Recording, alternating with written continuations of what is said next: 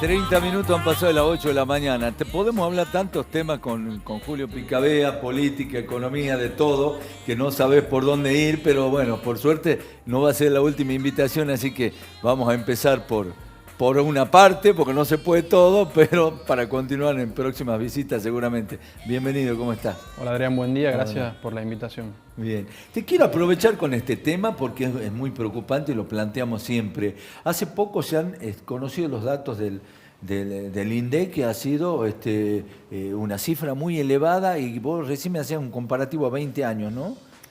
Sí, mira, yo digo que Argentina, para entender la situación, Argentina es como un paciente en estado crítico. Un paciente enfermo en estado crítico. Si vos haces un análisis de la situación social de Argentina hoy, si mirás los indicadores sociales y económicos, te encontrás con que 4 de cada 10 argentinos viven en situación de pobreza. 1 de cada 10 en situación de indigencia, que es pobreza extrema. Son aquellas personas que no llegan a cubrir una canasta básica de alimentos. Cuando vas a ver el rango etario o el estamento joven de la sociedad, la incidencia de la pobreza aumenta. 5 de cada 10 menores de 14 años viven en situación de pobreza en la Argentina. Cuando mirás la economía, te encontrás con que la inflación acumulada trimestral es la más alta en 20 años. Es del 16%.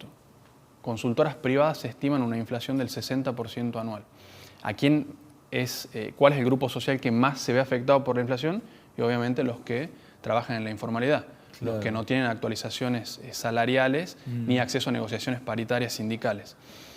Cuando mirás la generación de empleo privado en la Argentina, si vos mirás la cantidad de empleo privado registrado que hay hoy, al día de hoy, que son 6 millones de puestos de trabajo en el sector privado, es el mismo nivel del año 2011. O sea, en la última década Argentina no generó puestos de trabajo, nuevos puestos de trabajo en el sector privado. No hay demanda de empleo.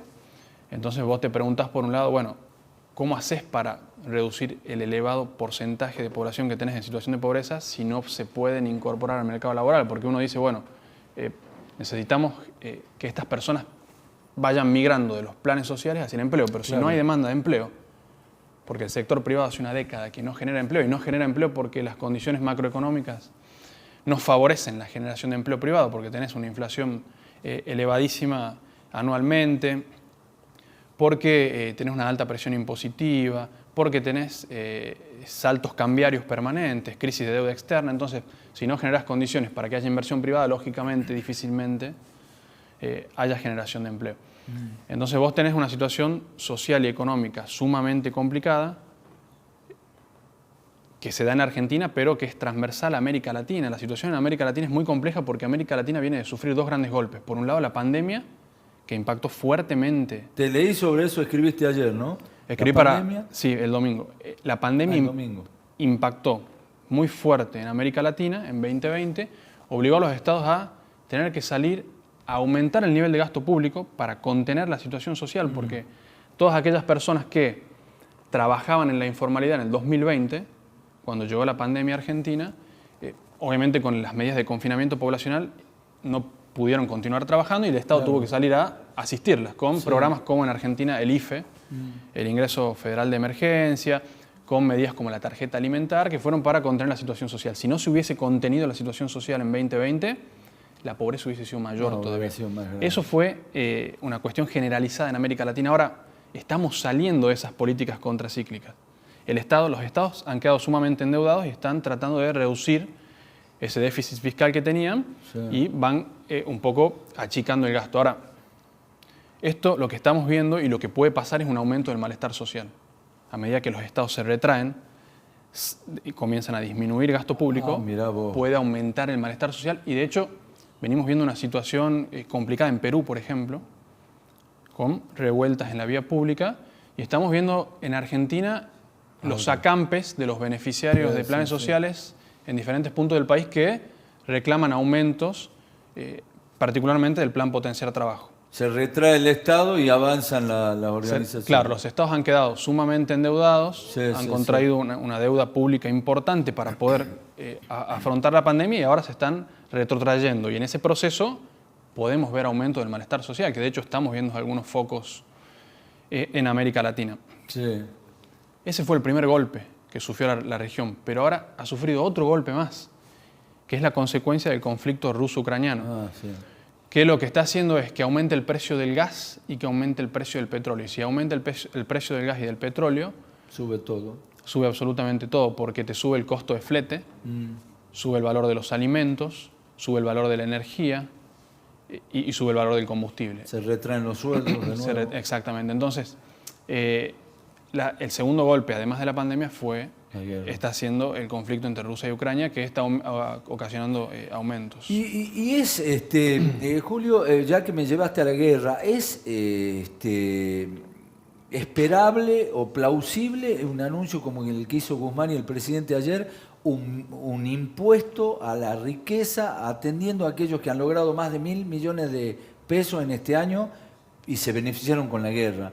¿Es entendible que un Estado tome esa determinación? ¿Cómo lo analizás? El análisis que yo hago es que la presión impositiva que vos tenés en Argentina es de los niveles más altos del mundo, y esa presión impositiva, vos extraes plata de un sector de la sociedad para transferir hacia otro sector, para poder distribuir el bienestar.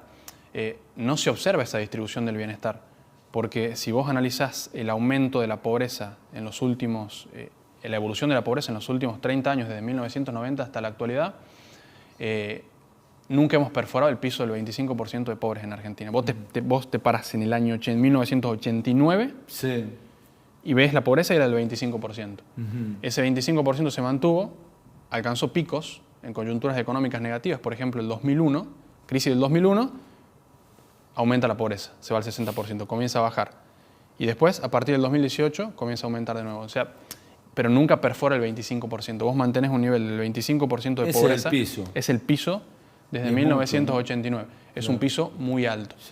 Y esa distribución del bienestar, que lo que vos me planteabas, no la vemos reflejada en una disminución del nivel de pobreza por ingresos y en una mejora del bienestar de ese sector de la población, sino que seguimos aumentando impuestos, seguimos extrayéndole a un sector de la población, pero no mejoran las condiciones del sector otro que debería haberse beneficiado.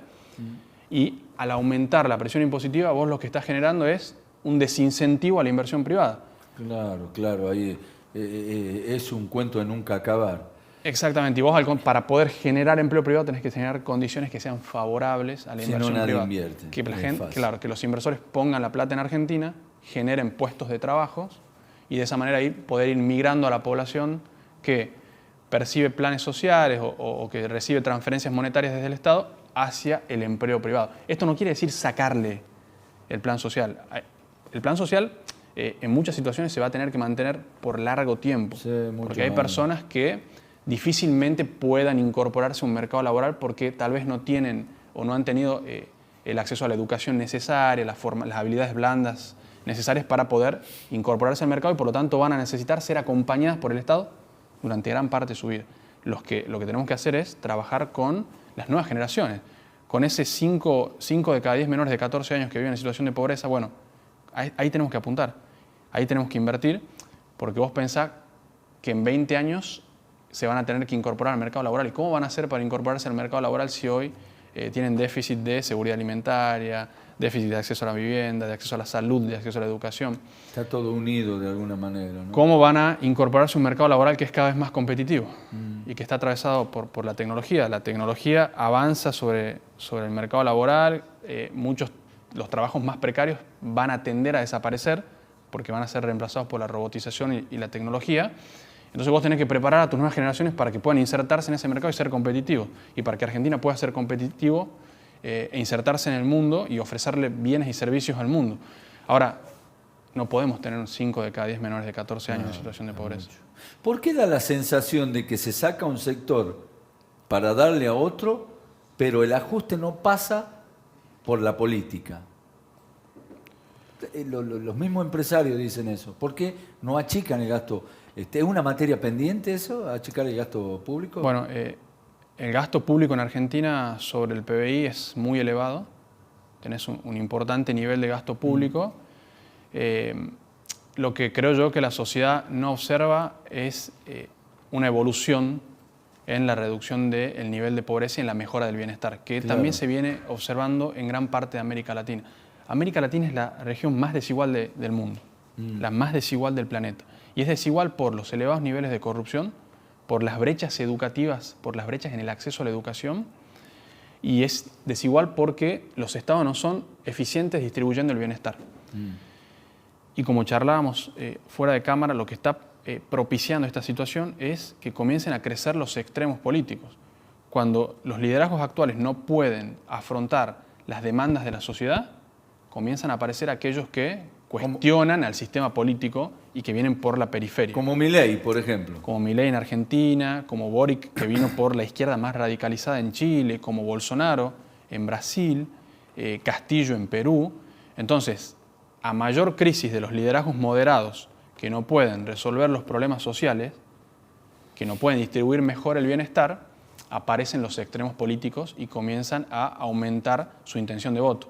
De hecho, la última encuesta de la consultora Latino Barómetro, que hace análisis político, social y económico en América Latina, expresa que el 30% de la sociedad latinoamericana ve con indiferencia a la política.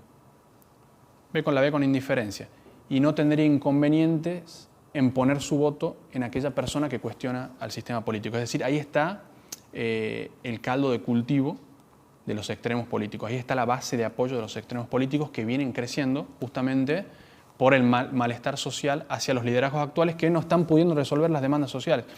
Hay un sociólogo francés, François Dubet, que dice que estamos viviendo la época de las pasiones tristes.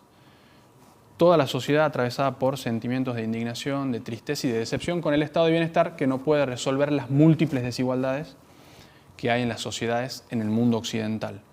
Es decir, sociedades atravesadas por gran cantidad de desigualdades que le reclaman al Estado y el Estado, en la medida de lo posible, va subsanando algunas de esas desigualdades, pero van quedando otras afuera.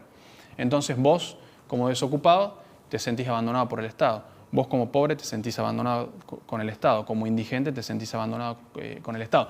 Y como persona que aporta al Estado, sentís que aportas y el Estado no te devuelve lo que vos aportas. Entonces todos están disconformes con el estado de bienestar. Julio, gracias por haber venido. Me quedaría horas hablando, pero esta es la primera invitación. Gracias, Adrián, por la invitación. Gracias. Julio Picabea, un especialista en distintos temas, tema político, tema económico, realidades que vamos a seguir tratando en este programa, por supuesto.